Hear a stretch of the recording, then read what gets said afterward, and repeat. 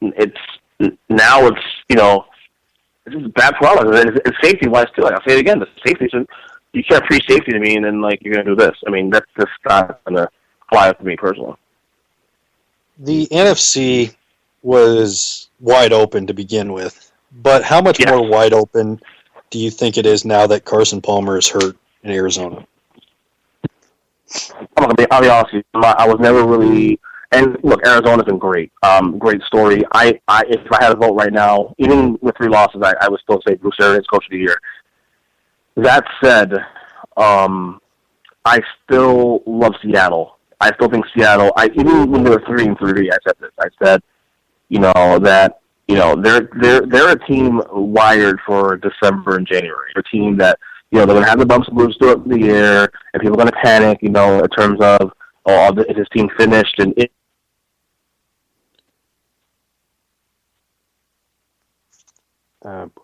did we lose EJ? Not seeing any issues. EJ, are you there? I'm here. Okay. I'm here. Sorry. You hear me? Well, yeah, I got you now. Okay. But with Seattle, my concern with them is, with all the teams, I think for them getting that home field advantage is of utmost importance, because that's just, I don't know if they beat San Francisco last year without home field. I think that's the one team where it's of utmost importance, not because they're not good enough to win on the road, but they just play at a whole nother level at home. And right. I think if they don't get that home field advantage, I think that's going to be the difference. It's funny. I would have said that probably going into last year, but this team has done a lot since then. They've grown a lot, and obviously they won a Super Bowl, so they do get that proverbial pass, I guess, after that. I feel like I can trust this team to win road games now, especially in January, because they've actually done it. And I feel like Seattle, they're growing now, and the adversity went through this year, they're growing from that too. I still think it's the best team in the NFC. I think and roll knock on Green Bay, as great as Green Bay's playing, yes, they passed stay at home.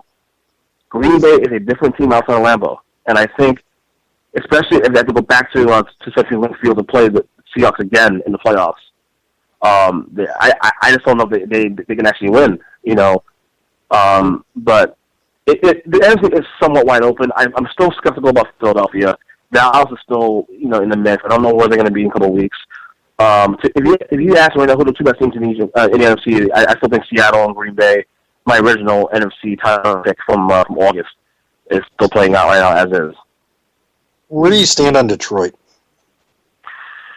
I gotta tell you, it's one of those things where, their history kind of hurts them right now in terms of,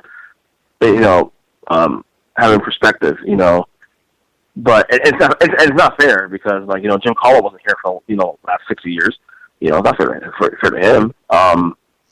But you gotta give them credit because they won a lot of games this year without their best players.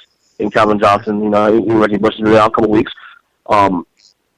And they've gained some trust. I just don't know if they can maintain this. I don't know. I mean, if you're a Lions fan, just hope that this is a start of things to come. But I don't know. They're a good team, but let's see if they can finish the job. To me, it'll be a hindsight thing. Like, it'll be something you'll know after the fact. Like, oh, okay, they're pretty good now, but after the fact. It's just that their reputation kind of hurts them, unfortunately, with me. Same Arizona also. Arizona, I actually, you're going to laugh at me when I say this, but when they were 9-1 2 weeks ago, before under Seattle, I said that I can still see a scenario where they missed the playoffs because you look at their schedule, and they had their schedule going into 2 weeks ago was brutal, and so far, they're 0-2 through that schedule. They lost to Seattle. They lost to Atlanta today. And they set up a Seattle 1. They set up a Seattle and San Fran again. They got to play St. Louis again, and they're going to play Kansas City. That's a brutal schedule. Yeah. Yeah. So I can see the scenario where they miss playoffs. I really can see it. Well, and looking at Detroit, for example, they kind of remind me of the Chargers from a few years back, Cowboys over the last few years, where they have the talent, but it's just, there's that it factor that, and everybody hates Stafford. I don't hate Stafford. I don't understand. Everybody is so quick to want to get rid of their quarterback. Whether it's Cincinnati with Dalton. We've talked about it. Me and Keith have talked about it with Cutler. We've talked about it with Stafford. You look at it, who are you going to replace him with? Where's your solution there? Okay, everybody just wants a top 5 quarterback. Top 5 quarterbacks are not growing on trees. None of the top 5 quarterbacks are available to get for Detroit or for Cincinnati. Right. Deal with what you got, and really what you got is not that bad, as bad as you think. Well, I think obviously with Stafford, he's frustrating. If there's a word to use, he's very frustrating because, he's actually a worse quarterback at home than on the road. Imagine that. You know what I'm saying? So, like Eli Manning a couple of years ago. Yeah, I was just going to say that. I was just going to say Eli Manning too. But, Eli Manning is another, that's another story.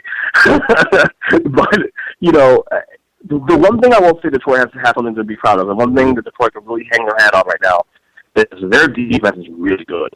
They're really good. And if there's something that, you can really run with in terms of the Lions and whether they can actually be that, team moving forward and be that team that can be a threat, their defense is their selling point.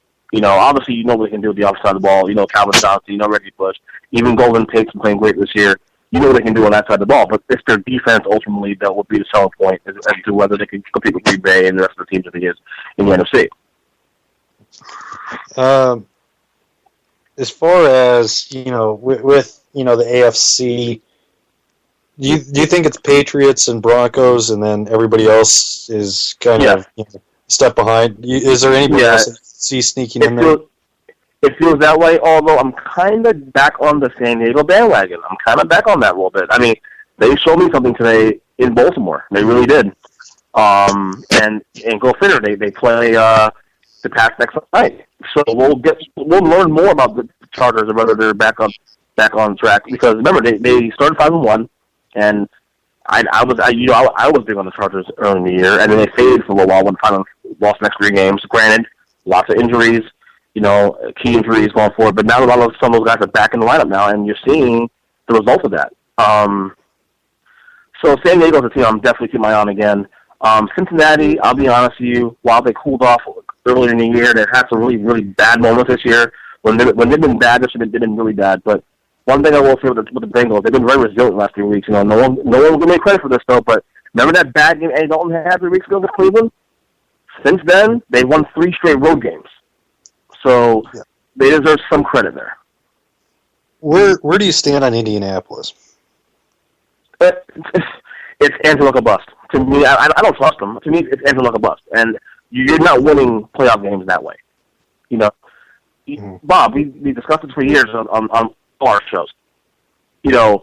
Having a elite quarterback guarantees you a playoff spot, yes, but that's as far as you're going to go. Once you get into the playoffs, balance, a running game, great defense. Those are the things that win championships. It's not just Tom Brady that won titles in 2000. It was that great defense in New England. You have to have balance, and that's one thing I think. Indianapolis will learn, and that's one thing Green Bay. And now, granted, Green Bay has actually fixed all those problems. The running game is playing much better. Anyways, it's playing better on that side of the ball. Their defense has improved in the last couple of weeks. So, Indy needs to find a way to have more balance. And they also need to find a way to have that defense play at the high level going into the postseason, because they're not going to win any playoff games if relying solely on Andrew Luck to win games. That's not going to happen. It won't work. Well, and I don't think that Chuck Pagano is that great of a coach. I think I think he's good. He's fine, but I don't think he's. I don't think he's the coach that can get this team over the top. I definitely think they should take a look at making a move for Harbaugh in the offseason. Well, I don't know if Pagano. I don't know if Pagano is going to lose his job, but what I will say is this. I've been critical of Pagano the last 2 years too, because more so the fact that, and now granted, I will give him credit, he's changed around. One of the things I was really I couldn't stand the last couple of seasons with Luck, and the way he treated Andrew Luck was the fact that he didn't put the ball in his hands. Your best player is Andrew Luck. Put the ball in his hands. And after week 2 or week 3 this year, that changed. Now, granted, it sounds kind of hypocritical for me to say this because now I'm complaining to the fact that they're one-dimensional now. They're a bust.